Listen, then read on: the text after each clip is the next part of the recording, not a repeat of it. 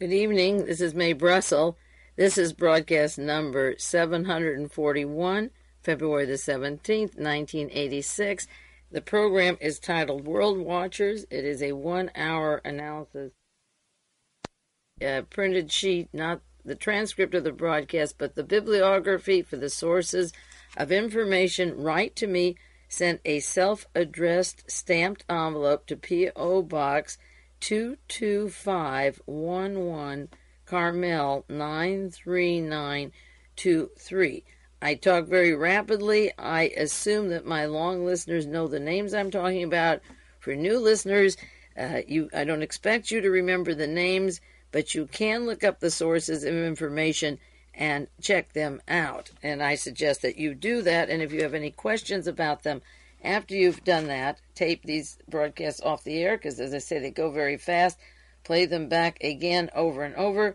Read the bibliography sheet, and if you have any problems, you can always telephone and ask me about them, and I'll clarify what I believe on these matters and where I'm getting my information from.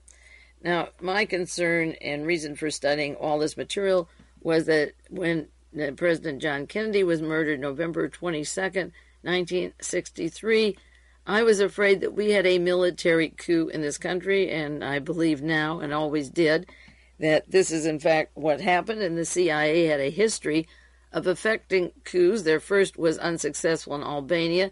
The next in Iran was successful from their point of view, not the people in Iran when they put the Shah in and got rid of Mr. Mossadegh, and then went on to Nicaragua, and the rest is history.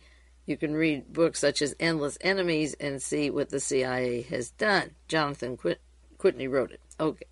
But now you can get out your scoreboard and see that fascism or military dictatorships are not very popular with the people, that the people are catching on. And one of the things I believe is changing their minds is, it sounds silly, the means of communication, specifically the tape cassette.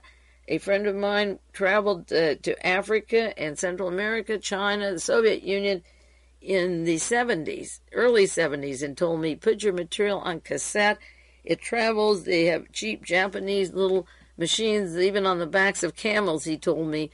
And, of course, cassette tapes were the thing that got rid of the Shah of Iran, not the Savak holding there, not the CIA, not our money invested in that fascist family, but the education of the middle classes and the realization that they had the control over them, of America specifically, and the American war machine. That when the war was over, instead of Hitler saying, I control the world, the Germans and the Americans combined and started to do it together, and have thought, until recently, I'm sure that they were successful, but there is a turning point. Now, the reason I bring that up is because of the election in Portugal this week, where the veteran socialist leader Mário Soares won the election. He's the first elected civilian president in 60 years. The military dictator was expected to win, and of course our establishment newspaper said he was the favorite. Well, he's the favorite of them, not the people. Soares is the first civilian head of state since President Machado resigned after a military coup in 1926. That was a time period where Mussolini was developing his muscles, when Franco was getting ready to move into Spain, into that dictatorship. The Civil War took place in 1936, but the rumblings in Europe were getting ready for the dictators, and Hitler, Germany was rearming from 1919, and 1926 was a time period where hundreds of political people in Germany were being murdered, getting ready for the Fuhrer in 1933. So for 46 years they had a right-wing dictatorship, and the tide has turned. Now, in the past several years, while I've been doing these, I've been on the air 15 years, but in the past several years, we have seen administrations, governments fall, where our administrations have put in power and supported, such as Argentina, a democracy there. These are all weak. The cabinet and the intelligence systems aren't totally changed, but there is a change, and I mentioned it. Argentina is dealing with those 30 to 50,000 people that were murdered. There are 30,000 missing. Peru has had a change in government. Bolivia got rid of Klaus Barbie and the cocaine kings. Brazil got rid of the dictatorship we put in 1964. Guatemala got rid of the one we put in the 50s. And 600 of the military police were arrested this week. Iran got rid of Shah and the Pahlavi and the Nazi connections of the Pahlavis through World War II. Nicaragua got rid of American Somoza, who went to West Point, put in by the CIA. Haiti got rid of their Papa Doc, who was funded by the United States. Greece got rid of the military junta and put in Papandreou. The Philippines is toppling. They can't deal, the United States can't deal with Marcos because the country will go communist if we don't support a moderate. The handwriting is on the wall. Military dictatorships are out.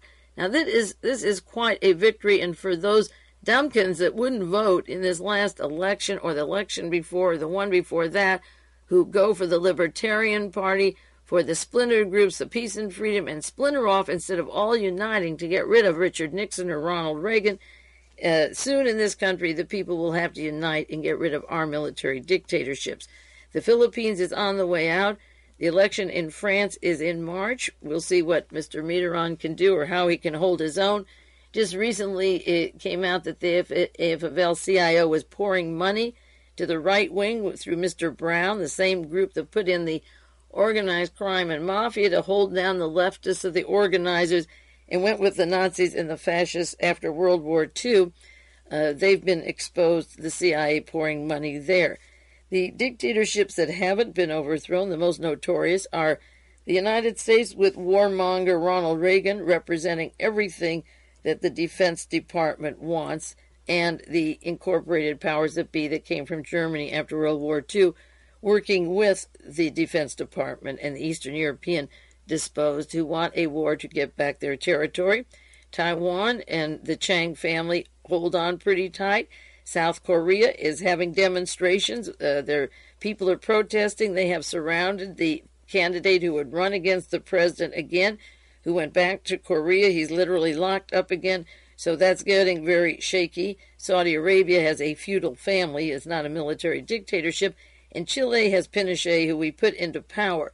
So the next countries to go and change, hopefully, will be the United States, Taiwan, Chile, and South Korea. The Saudi Arabians have their own problems because as the bankruptcy of each of these military dictatorships has taken place and what we call capitalism or arms against communism didn't work at all. It went into the hands of people who've put the money into Swiss banks and run. We will see that when there's prices drop in oil or a huge amount of oil flooding the market, it will affect the Saudi family. And they have, of course, worked with our country and tried to have a monopoly on energy to keep us bound to their particular prices.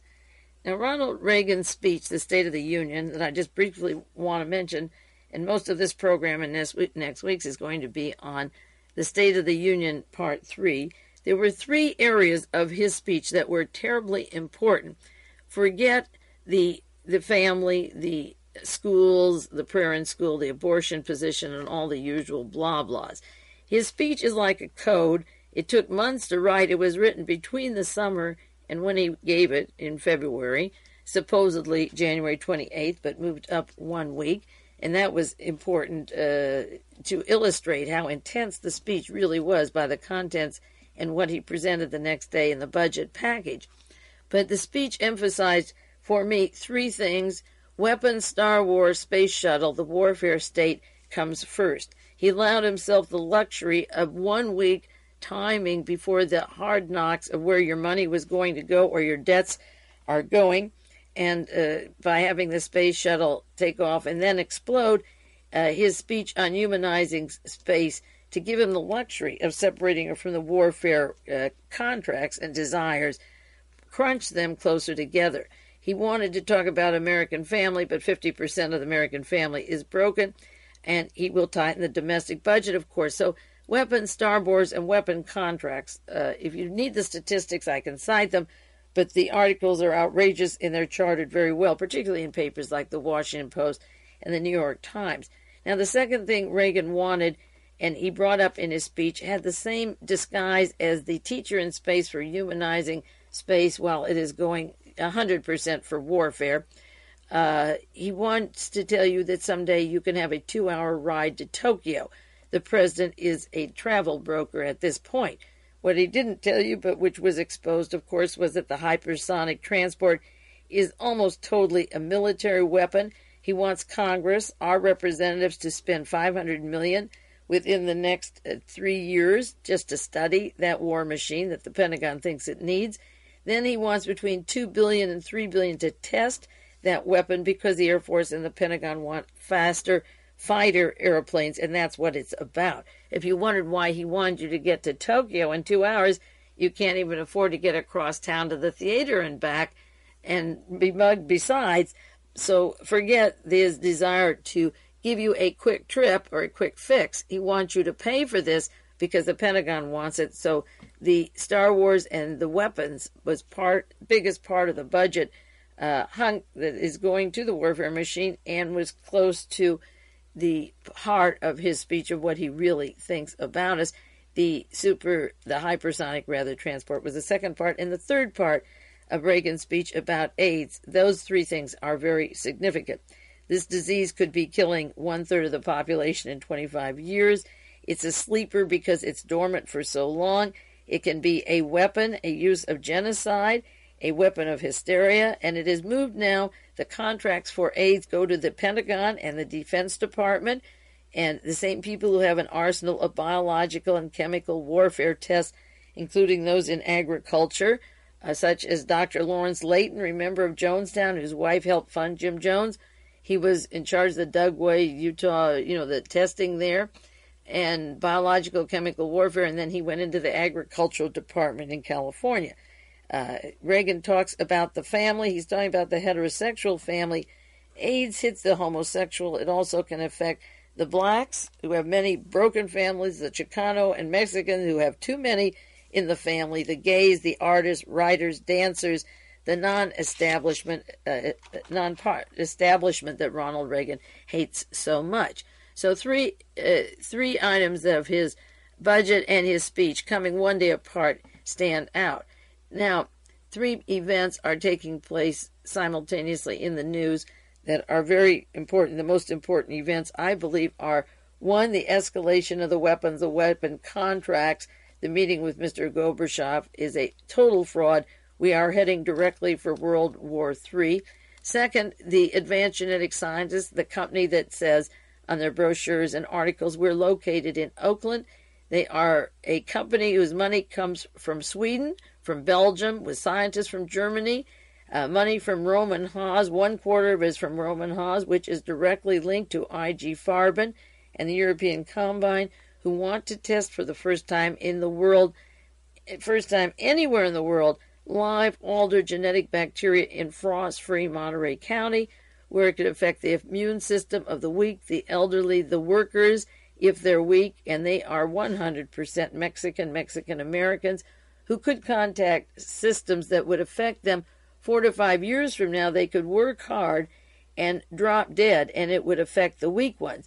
Now, that kind of thinking is not far-fetched. It was done at Dora, at Punamund, where the rocket scientists, the same people who made designs for our space shuttles and Star Wars and atomic bombs in Germany, used these scientists, these professors, the renowned physicists, used laborers until they were dead. Then they brought new ones to work until they died. Then we brought the scientists to the United States and Germany and brought them through paperclip to work with our space agencies down at Muscle Shoals, Alabama, in Texas, and all over where the defense are made, in Lockheed, in California, in Florida, Mississippi. The defense industry is made up by over 500 to 600 of the Project Paperclip scientists who were not bashful about using slave labor and killing them. And the third factor that's the most important that relates to those other two, as I say, is the disease AIDS. Now, the president didn't talk about AGS, but there are memos that I want to share with you. The president ordered the speed up, the White House ordered the speed up of the genetic altered bacteria. They're directly involved in pushing this program. So it's interesting that the White House got involved with AGS, and now the White House is involved very much so in his speech, and with the funds in the disease AIDS that could wipe out 1/3 or 2/3 of black Africa, large segments of the population. William Colby, the director of the CIA, formerly was in Vietnam in the Phoenix program, where he admittedly killed 30 to 40,000 people, really for no reason, as an operation to clean out the villages. We didn't win the war anyway, but as reward for doing that was to become CIA director, later linked to the mysterious Nugan Bank and the interconnecting links to Task Force 157, another killer team headed by Henry Kissinger. The William Colby, who became the CIA director, spoke at the Commonwealth Club in San Francisco a few years ago. And again, all of this comes back to California agriculture, California teams working on these things, California scientists. Colby told them that the biggest threat to the United States isn't the Soviet Union, but 30 to 40 million Mexicans. So if all our weapons and billions of dollars of money is going into weapons to fight the Soviet Union, then millions and millions must be going to do a form of genocide to get rid of 30 or 40 million specific mouths to feed. And if he cites Mexicans in California, I'm sure he must cite blacks in Africa and elsewhere around the world. Now, there is a common denominator, or common denominators, plural, between the aerospace industry, between used aircraft and Lockheed and Paperclip, with advanced genetic sciences through their links to the DuPont Corporation, DuPont, Jerome, and Haas, with their connections to IG Farben. And what I'm going to do this week and next week is to talk about the common denominators between the AIDS, the Reagan section of his speech on AIDS, the program that suggested to go into effect by the military, the relationship of those to other factors that are currently taking place, the space shuttle, the testing in the space shuttle for AIDS, the relationship of them to Johnson & Johnson, the company that is now troubled again by the Tylenol scare, their biggest competitor being IG Farben's Sterling Drugs, and the relationship of these various organizations, as I say, to AGS, to space, to Tylenol, and to research of blood on the space shuttle that would affect the immune system and cancer and AIDS. There is a relationship between all of these, and I want to get into that for most of the program of this week and next week. Before I do that, I suppose those of you who listen every week or subscribe to the tapes couldn't fail to notice the articles in yesterday's newspaper and today's newspaper on the decision of the commission investigating the space shuttle explosion to remove from their hearings or decision-making policies those people who said take the shuttle and launch in cold weather. You remember 2 weeks ago that I cited the date of the president's speech before the Congress that would include Krista McAuliffe and that would give him 1 week space between the State of the Union message that would call attention to those other factors I've talked about. And many of the items I talked about last week and the week before I will update for you. But the many articles on the cold you've seen, and they've been repeated over and over in the newspapers. The shuttle actually stayed on that pad for 32 days, and there was freezing temperature more than the night before, but it was very cold the night before. A lot of the articles on the cold affecting the space shuttle, both the fuel and the rocket fuel, the solid fuel, and the seams rupturing, or the ice breaking off the tiles. Those three things, the ice affects, the fuel, the seams, and the tiles, had information on the temperatures that NASA refused to give, but will have to give to the hearings. They're being so childish. The low of one article was 38 degrees low when the shuttle was delayed that morning, early morning, and 51 when it launched. Another was 24 low and a probably 55. They put probably because they knew that was an outright lie. Another low was 24, high 38. Another 24 and a high 30. Another 24, high 32. But the variance, both of those kinds of variances, all are too low for the space shuttle to have gone off 2 hours after the first delay. The Monterey Herald had a story yesterday NASA agrees to remove the key officials from the inquiry.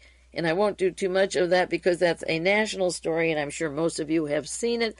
But they're removing anyone from their investigation from the panel who made a decision in launching the aircraft because the process of the decision may have been flawed because of the going in the cold weather, that the checks along the road that led to the final decision to go ahead with the launch on a cold, frosty morning have to be analyzed, and the commission has to remove those people, officials like Jesse Moore, Launch Operator Director Bob Sieg, Launch Director Gene Thomas, and Arnold Aldrich, Director of the Space Transportation System, all played key roles in the launch control. Now, another article in the San Francisco Chronicle cited a different man, added to the list Richard Smith, Director of Kennedy Space Center. Smith is the man that I cited who said they thought it was fairly safe. And Moore was the one who said on Sunday, I'm not going to be jeopardized. We've always had a successful launch. Nobody's going to pressure me. And then he took credit the very first day. I made the decision to launch, and 1 week later he said we made it or they made it. So that these teams have been removed from the decision-making process. The Monterey Herald this morning had some more on that story, that Morton Thiokol engineers were concerned about the low temperature that would degrade the seals, and you've heard plenty about that they would leak through the rocket segments. And Commission Chairman William Rogers told reporters that his panel will focus on the right booster because the cold weather on launch day was the possible cause of this disaster. And Lawrence Malloy, NASA's booster project manager, testified about Morton Thiokol, who makes the booster rockets, cautioned against the launch on the 28th because of frigid temperature that went from 24 and it was 38 degrees at liftoff. That's what he says it was. And Rockwell International, that built the shuttle, was afraid of tear that icicles on the pad would make and drop when the icicles would drop off, it would affect the tiles and the heat when they went up and re-entered. So that various reasons and fear of the weather are important, but this commission appointed by the president didn't intend to go into this adversarial position, and that was mentioned in the San Francisco Chronicle, that there are changes of tone. Now, that isn't thanks to William Rogers. The very first day, as I say, he had a public hearing to say weather isn't a factor, but there was a very curious member of the commission from Caltech in California, a Nobel laureate, who proceeded to go with an arrow right to the heart, Mr. Fenman, and asked about the weather and kept it on. So a 13-member team of astronauts and prestigious people didn't do what Reagan wanted. So now the tone of the investigation has changed, and the Chronicle said when Reagan appointed them, it seemed that they would work in concert, both NASA and the investigators, as they tried to explain a seemingly inexplicable malfunction of well-tested equipment. Now, after a week of testimony that called into question how much the agency knew about the fatal weakness in key parts, they suddenly became more adversarial, and that's the way it's going to be. In the end, NASA said that some noses will be out of joint. Okay, not NASA, but the commission said NASA will be defensive and some noses will be out of joint, but it is clear that it's got to be somewhat adversarial. Somewhat. Now, the important issue here, and I bring it up, not only did I figure all of this out within 2 hours of the launch, and I'm not a space scientist, but just given the 2 hours after it launched and failed, and listening to the news and hearing what I did early in the morning, how it was scrubbed early in the morning and canceled, I could figure this out. But if the noses are out of joint, the question is, will the part below the noses, specifically the mouths, begin to talk? Did those people at NASA get instructions from Washington, from the Defense Department, from Daniel Graham, from Mr. Richard Pearl, from those people that wanted to launch this thing that day, the day of the president's speech, have space between it and the budget the following week, who needed Krista McAuliffe to hide what they were doing with the Star Wars defense system, taking over NASA, the defense moving in and taking over NASA. Will those mouths talk? That is a question we don't know. It could Watergate the president, and we'll see what happens, even if it's intentional to do that, to get him out, to get George Bush in, because it is a time where he will be pretty secure, or thinks he is, before the next election, just as they tried with Jerry Ford and hoped that he'd win, but he didn't win that next election. Just as there's conflict of Lee Iacocca, there's talk that he was removed from the Committee of the Statue of Liberty to be active the way he has been in the past, because he would put up too much opposition to George Bush, that they want to run for president, and having a successful several years to redo the lady out there welcoming our strangers from Europe, or not our strangers, our new citizens. They removed Iacocca now because in July Reagan was going to make a big thing out of the celebration, and there would be less chance if we have a hero of the Democratic Party such as Iacocca, who's no saint and also a no knight. He's a Knight of Malta, allegiance to the Vatican, but he's still a threat to George Bush. And so there are a lot of games played in Washington all the time. You have to know the minds of the players doing it. Now, in the category of the president's speech, I'm going to discuss AIDS specifically and its relationship to various things that are in the news today or from the past that tie together the space shuttle, the AIDS experiments, the advanced genetic scientists, the common denominator between the Defense Department, biological warfare, the disease AIDS, and the president's bringing up AIDS at this time when he was giving his speech, and the implications of what the president really meant. Because I won't have time in this remaining half hour or this program this evening, I'm going to continue, of course, with this next week and go along the individual articles that I'm just going to cite as references now so that you get an outline of what I'm leading to. And then many of the details I'll share with you later.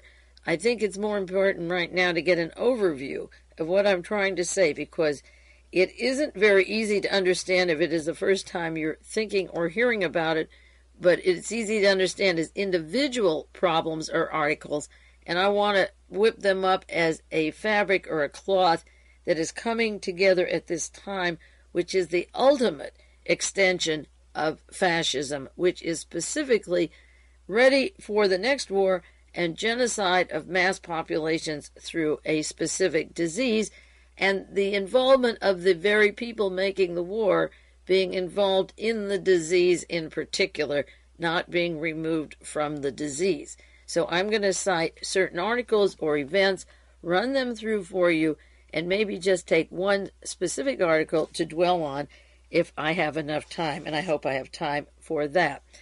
The first one was the State of the Union message, as I say, where the president was talking about AIDS and the necessity for funding of AIDS research for stopping AIDS, or he calls it a cure.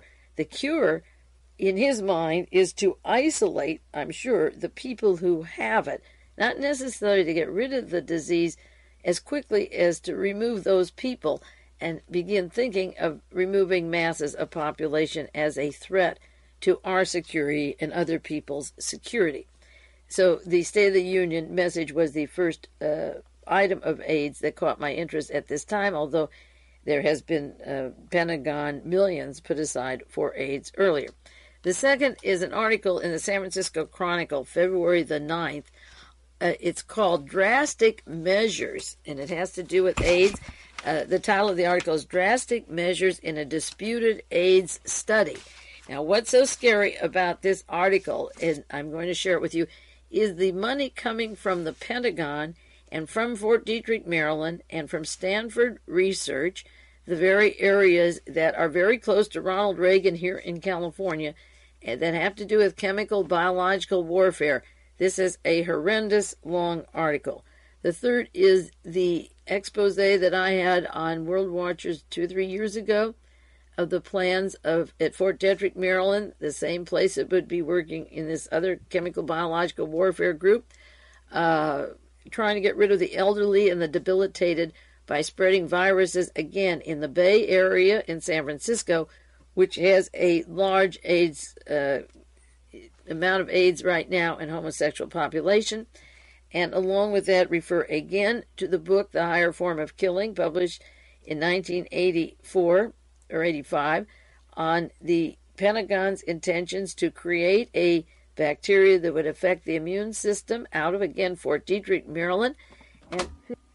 And fifth, a plan presented the day after the president's speech for $213 million for AIDS to be put under one agency, similar to Nazi Germany, where one body would be responsible for all of this money to study AIDS. I'll take a 1-minute break and then come back to continuing the outline of some material I put together.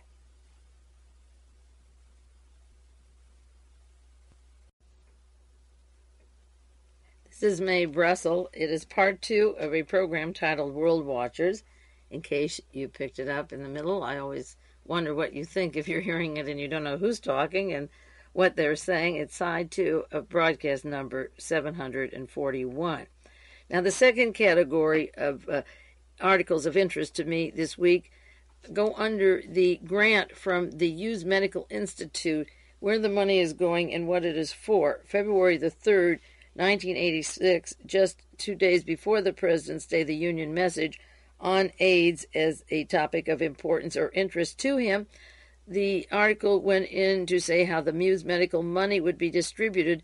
The profits from HUGHES aircraft from the Pentagon warfare machinery go into an institute whose offices are in Florida and also in Maryland, headquarters in Maryland and in Florida. And their money is going, hunks of it, billion this year, and they can keep doing this every year. They never run out of money. A large hunk of it is going into genetics, to immunity, to reproduction, which could equal also sterilization if you wanted it to.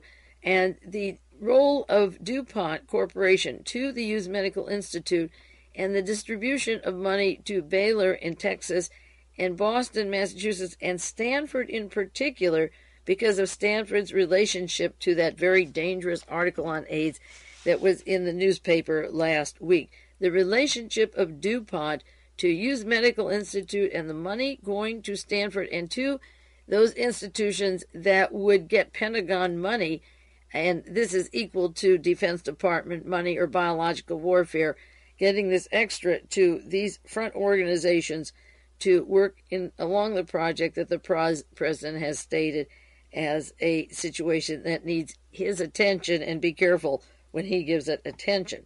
The third area that I'm going into is the specific White House pressure to force the Environmental Protection Agency in November of 1985 to approve of genetically altered bacteria in Monterey County.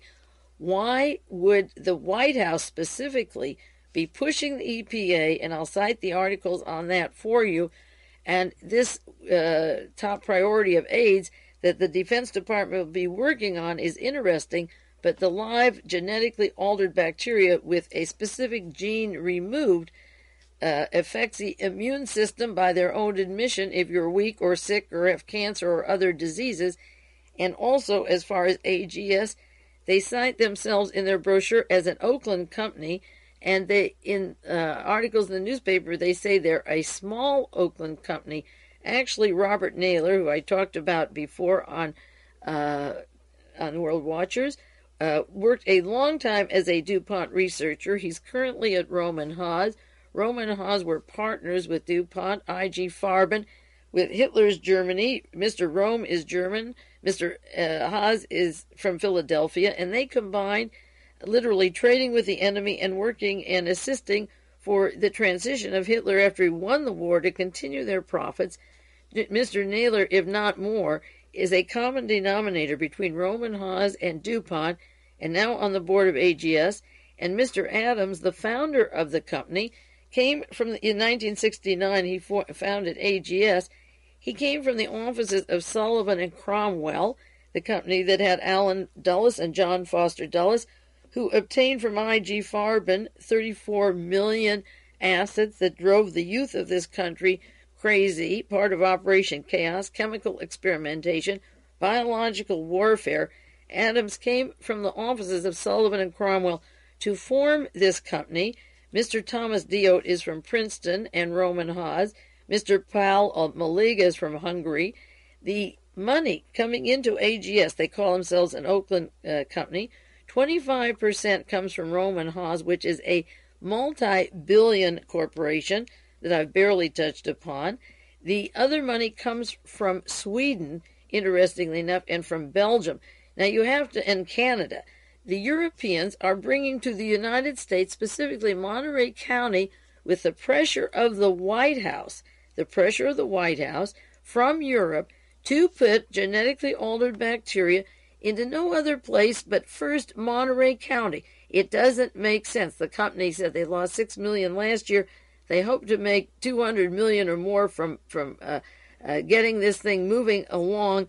The bringing in of foreign money to Monterey County is outrageous, and the president pushing it is outrageous that he wants to push this, knowing his track record and the people around him who would not be against genocide and brought people who committed genocide to this country and even lied about their background. So I'm going into the articles on the advanced genetic scientists in the last week.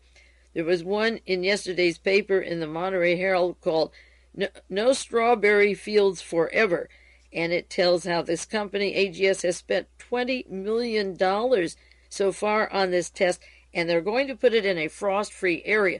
Now, correct me if I'm wrong, but I believe that Belgium and Sweden have frost. So why are they coming to Monterey County? Why is the president approving it and pushing it, not approving it? And the link of the White House to foreign capital to Monterey County is horrendous.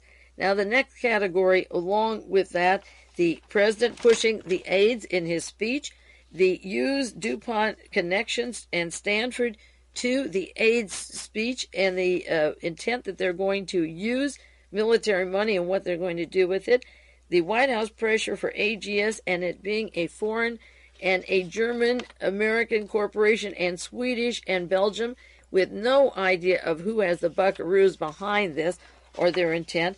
The next section, 4, I'm going into is the secret drug aboard the Shuttle Discovery, the San Francisco Chronicle, June 22nd, 1984. There's a cabin, not a secret cabin, a miniature pharmacy set up by Mr. Walker, Charles Walker. He was from a civilian drug company in 1980. Well, this is 1984 was when the discovery went up. And he was working for a civilian drug company. And that's the one that our astronaut Judith Resnick was on, the same flight when the laboratory was set up. Now, the people who paid for the laboratory were McDonnell Douglas, Defense Department contractors, and the Ortho Pharmaceutical Division of Johnson & Johnson. Now, Johnson & Johnson are the makers of Tylenol. They compete with IG Farben, the company that made those $34 million of LSD to ruin and wipe out a whole section of youthful potential protesters and artists in the 60s and 70s. IG Farben that made Zyklon B, the gas at Auschwitz, the extermination gas. They compete with Johnson & Johnson, and just as of this past week, recurring from what we had 4 years ago that was never solved or tidied up, is the aspirin versus the Tylenol conflict that I'll get to in a minute.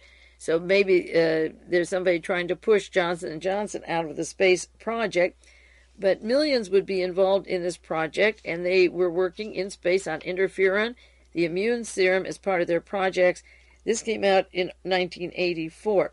Also in 1984, there was another article in the San Jose Mercury, First Space Business Trip Flies.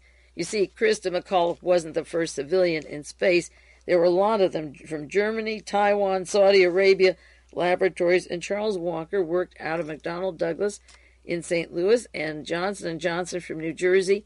And this article cited the secretiveness about the identity, the use of protein that would be submitted then to Federal Drug Administration, which is what AGS had to do also, is to get through AGS. And they were working on matters from cancer to asbestos poisoning. And this article cites Gerard O'Neill, the man who has designed the space stations that have been also described in Alternative 3 as the stepping stone to genocide, of ridding this Earth of probably 80% of the population. Gerard O'Neill linked to that NASA Nazi combine. In the article on space business, they quote him as saying that the pharmaceutical in business could be a $100 million, the shuttle business, $100 million by the end of the decade. Well, one way that Jim Jones got so much money, 3 or 4 million, which is pennies to that, from his members, is to take their homes, their welfare, their saving, their Social Security. If you get rid of the people and their belongings, you could easily have 100 million in no time. As a matter of fact, that's what Hitler put in the Swiss banks. By the time he took the gold and the cash and the money out of the banks and so forth, you get rid of the people and their art and their possessions, and you can pull in, he means by business. But Gerard O'Neill is mentioned in the article on the space trip and the Federal Drug and Food Administration and the testing from cancer to asbestos poisoning. He happens to be quoted in this article. And then you can turn to Alternative 3, the item of Gerard O'Neill and newspaper articles that just came out this past week on the history of the space shuttle of Richard Nixon and Spiro Agnew planning space stations, and how they had to pull back for a while the funds for it. But Agnew, again, was funded by Tom Pappas, by the Greek Nazi military junta, the vice president who ran under Richard Nixon, and Gerard O'Neill's, the description of him side by side with his dream of the space shuttle, not the shuttle, but the space stations, you can read about in the book Alternative 3. So the one article on the secrecy of the labs doing their testing was in July 9th in Knight Ridder's San Jose Mercury, the Knight Ridder News. The other one on the secrecy of the space shuttle on immune serums and interferon as part of the projects is San Francisco Chronicle, June 22nd, 1984. And another article, Hush Hush Hormone Purified in Space. It involves interleukin white blood cells tested for cancer and AIDS. This is Washington Post, July 18th, 1984. The only article that called it AIDS specified AIDS, although I saved the articles from this time period. And then I'm going to cite another article. This was October the 3rd, 1984. I'll give you the details of the article, but I want you to have the overview that the drug chemicals aboard Discovery will be used in drugs for testing for the next year. That what they did up there, they would be testing.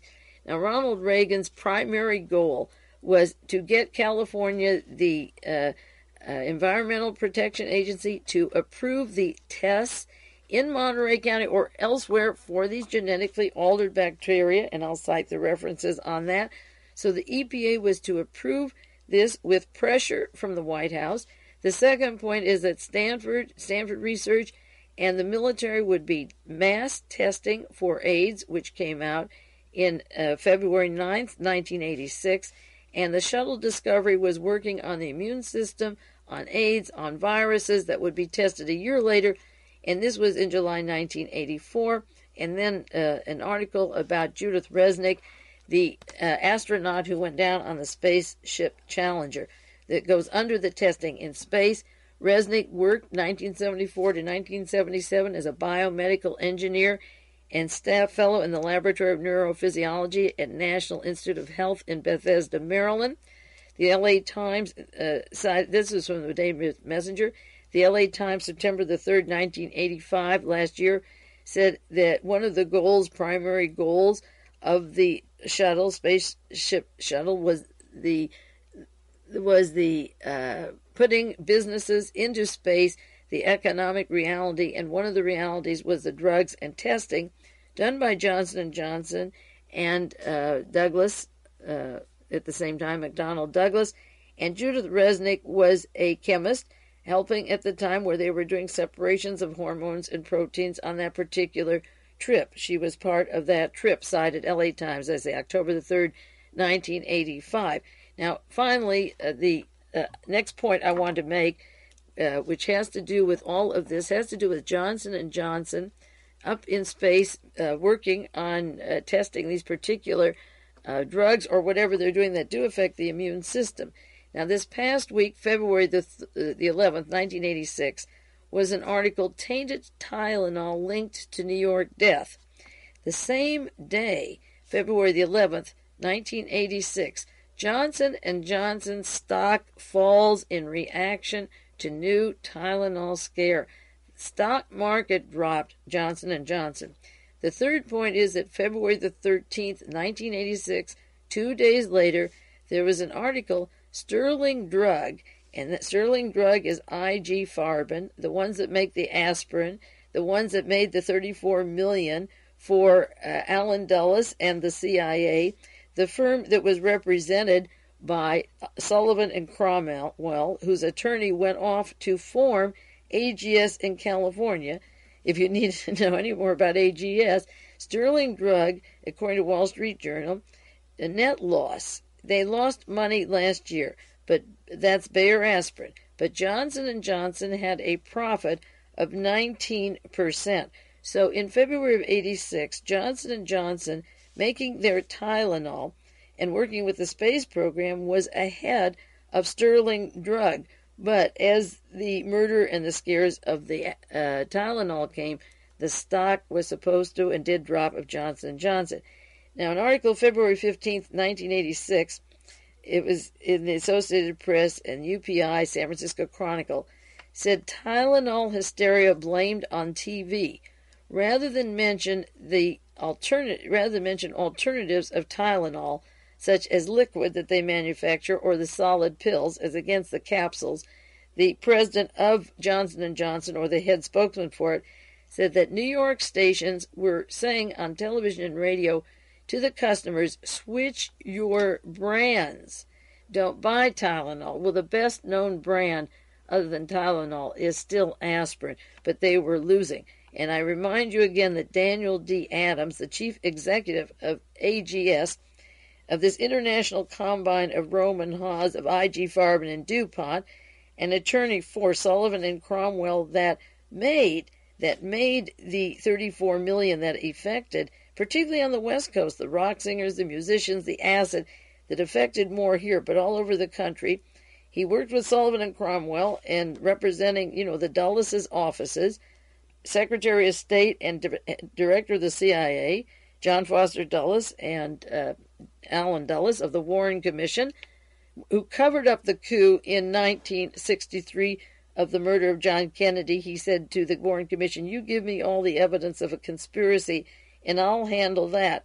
Allen Dulles was behind the November 22nd, 63 United States coup. He was on the Warren Commission. His law offices were Sullivan and Cromwell. As a director of the CIA, he was always associated with them.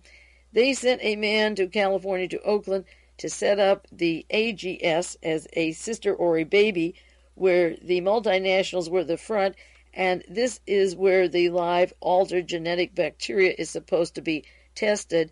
But out of the Johnson & Johnson IG Farben combine, there's a link of Farben to the AGS via these institutions such as Sullivan and Cromwell.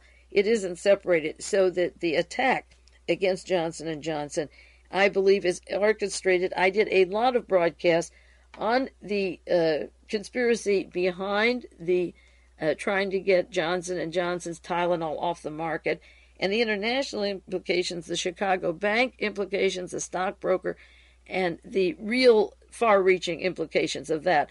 Maybe 4 years later they'll catch on that they didn't really touch the culprits, but that is the outline of material I want to share with you. Now, as I say, Ronald Reagan, in the New York Times, February the 6th, carries just as many newspapers do, but many local papers don't get this as thoroughly. It says, Reagan orders AIDS report given high priority as a speech. The president announced today he's asked the Surgeon General of the United States to prepare a major report on AIDS, and the administration was committed to finding a cure.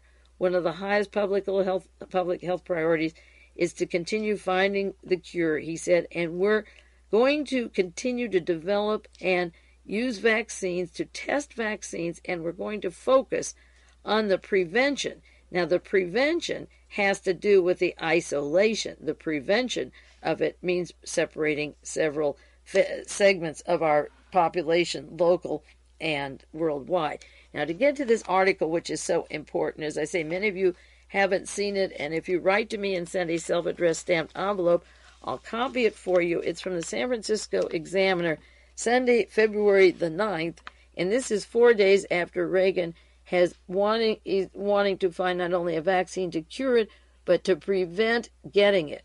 It's by David L. Kirk. The military is seriously considering spending $12.5 million to fund a study aimed at proving that AIDS is casually transmitted and at devising methods to control the disease that appear to be constitutionally questionable. You remember last week I cited how NASA impounded the cameras and said it may be illegal to take them, but we did it. Well, they're saying in the very first paragraph it may be constitutionally questionable, but we have to control the disease, and what the president wants is to control the disease. The article goes on, the proposal, which contradicts established scientific data on AIDS, contemplates forbidden association between servicemen and members of high-risk groups, and quarantine of those who have been exposed to AIDS.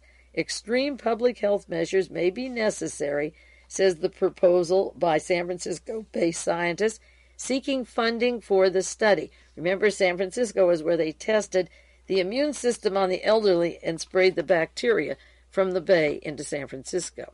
Some of the measures would be in direct conflict with the Constitution, the researchers concede. The drastic measures are not clearly spelled out in the proposal that was sent to the military. But a memo circulated among those working on the project mentions, in quotes, mandatory and overt identification of AIDS victims. However loathsome it is, they suggested, in quotes, a Star of David concept. The reference is the symbol Nazis used to publicly identify Jews. Initiators of the proposal are two scientific research organizations with a long history of work with the military. One has conducted biological and chemical warfare research. They are backed by a stellar list of collaborators, including scholars from the Hoover Institute at Stanford University, the conservative think tank that links President Reagan as an honorary fellow, and SRI, Stanford Research International of Menlo Park. And those SRI, of course, comes out in the kidnapping of Patty Hearst and in the Jonestown experiments. The proposal's premise runs counter to overwhelming scientific opinion on acquired immune deficiency syndrome by asserting that the fatal disease will be proven communicable by touch or even close proximity to people with AIDS. It suggests that the disease be proven transmissible through tears, saliva, feces, urine, or sweat, and that infection can follow a sneeze or a cough, a mosquito bite, or something simple like touching a doorknob or a toilet handle used by somebody with the disease. Now, Adolf Hitler could prove a lot and get rid of millions of people by having his Gestapo prove what he wanted to be told in the first place. But this isn't a fringe group. This is coming out of the Hoover Institute, the people all long supporting Ronald Reagan hand in glove and the warfare state, out of Stanford Research and the Hoover Institute and the Defense Department. The article goes on. It projects a catastrophic epidemic within a decade, infection of 10% of the population, and 68.2% of the military.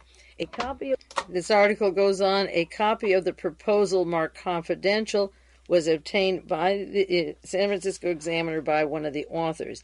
It says that it is consistent with the need going on now to avoid undue alarm until all the facts are in and prevalence of published and expressed medical conditions of AIDS infection, making sure it cannot occur through transmission of the virus.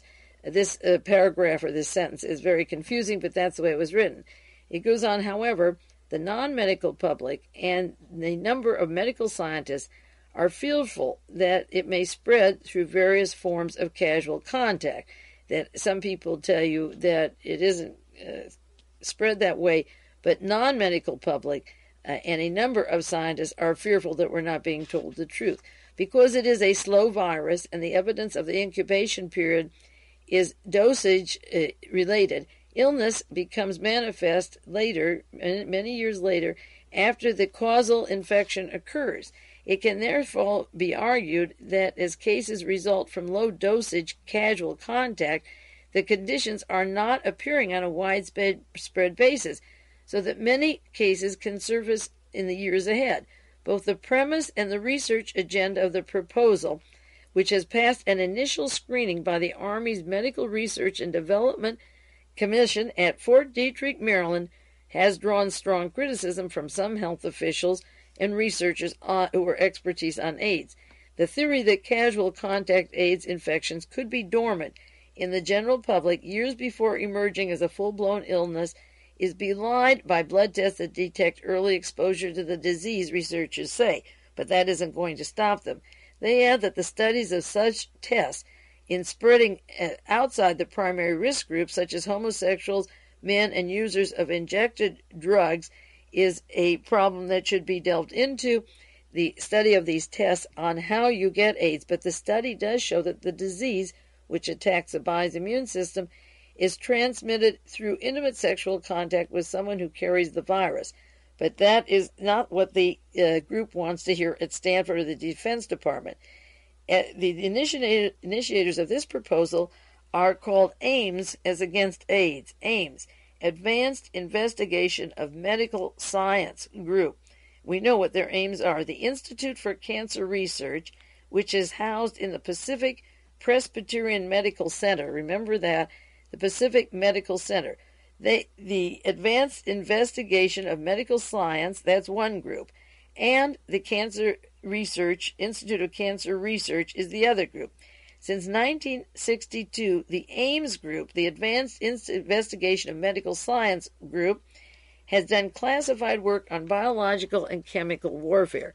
Two of the senior Hoover Institution scholars who do economic and political analysis, who are working on the AIDS program, are Rita Ricardo Campbell, who was a leading contender to succeed Margaret Heckler as Secretary of Health and Human Services last year, and Richard Starr, a specialist on the Soviet Union, who headed Americans' delegation to the Mutual and Balanced Force Reduction talks in 1981 and 82.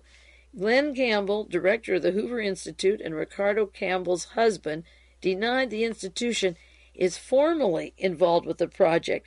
These are individuals, the wife of the director of Hoover Institute, and Richard Starr, the specialist on the Soviet Union, and are top people, rather, of the Hoover Institute. And Glenn Campbell is saying, these are individuals, these are only the piano players in the whorehouse. They don't know, the piano players in this case is the Hoover Institute, and the whores are Rita Ricardo Campbell and Richard Starr. He said these are individuals acting on their own at this time. Now, the president in his State of the Union message has gone into AIDS. The revelation of this link of chemical biological warfare and Hoover Institute and Stanford Research just came out 4 days later, not coincidentally, and Hoover Institute so close to the president who's pushing this, and the president is pushing the testing of the genetic altered bacteria in Monterey County. It can't be that they're acting on their own when there's articles that specifically cite the White House. The article goes on, the research proposal says that the consultative group of senior scholars, the Hoover Institute, Stanford University, will be paid $346,000 to assess current knowledge on AIDS and to study the legal, the ethical, and the political considerations, which means isolating individuals with Star of David armbands. The article goes on, we went to Hoover for their political and economic expertise, said Daniel Thor of the Institute on Cancer Research, one of the two principal investigators on the project. They are part of the old Stanford Pacific Presbyterian Network, the Hoover Institute. This hospital used to be Stanford's medical center before they moved to Palo Alto. Thor and Sherwin Miller of AIMS, Advanced Investigation of Medical Science, that do classified work for biological and chemical warfare. The other, that's Sherwin Miller, the other principal investigator, said they met with several senior staff members of the Hoover Institute in the fall. SIR is slated for a major role in the study, the design of intense techniques for modifying the behavior of servicemen to lessen their possible exposure to AIDS. To modify the behavior of servicemen to lessen their exposure. The proposal wants $12.5 million of the military's $40 million budget for AIDS research. Remember when I cited the $40 million that the defense wanted for research? Now they're putting $12.5 million to show that it is transferred to people through the saliva, the doorknobs, and so forth, so that you can wear an armband to identify you. So it went right from the Defense Department to the study to prove that people with AIDS have to be isolated. The article goes on. Captain Vernon Shinsky, Program Specialist for Infectious Diseases in the Medical Research Office of the Defense Department, said if a good research protocol to study the casual transmission of AIDS was received by the Army, it would be looked at favorably. Because of the Mr. Shinsky, and the study goes on to say that this is a gloomy scenario of a virus spreading rapidly in the general population, causing public health disaster so dramatic it has the potential to change the face of society. Several 100 million deaths could occur during the next 10 years. My hour is up, and I'll go back next week into the specific articles I've mentioned, and I will begin by completing this article and the implications of military AIDS and the Hoover Institute and Stanford research on those studies. In the meantime, keep clipping those articles and studying this more carefully, and I'll be back with you next week.